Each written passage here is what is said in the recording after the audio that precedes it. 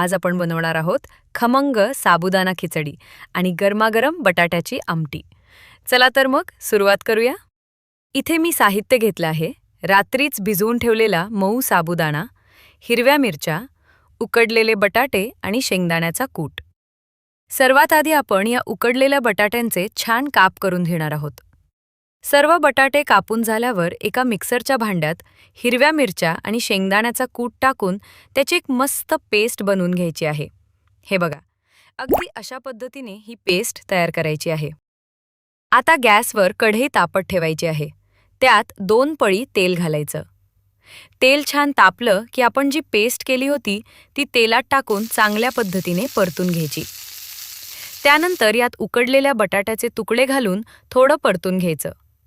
छान परतल्यानंतर चवीनुसार मीठ घालायचं आणि व्यवस्थित मिक्स करून घ्यायचं। आता यावर 5 मिनिटे कमी आचेवर झाकण ठेवायचं।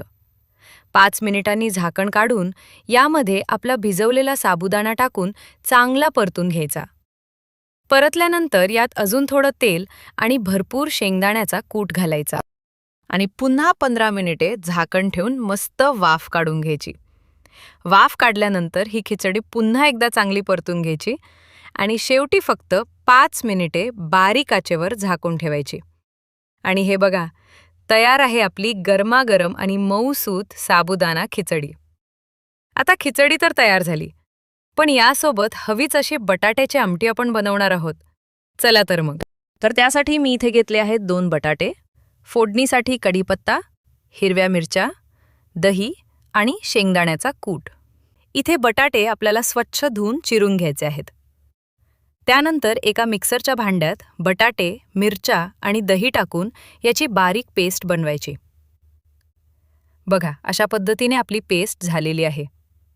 आता गॅसवर पातेलं गरम करायचं।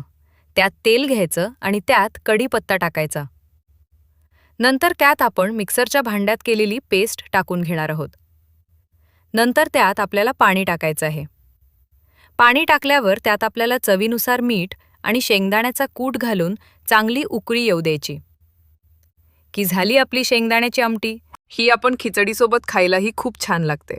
एकदा नक्की करून पहा आणि अशाच नवीन व्हिडिओ पाहण्यासाठी आमच्या चॅनलला सबस्क्राईब करा।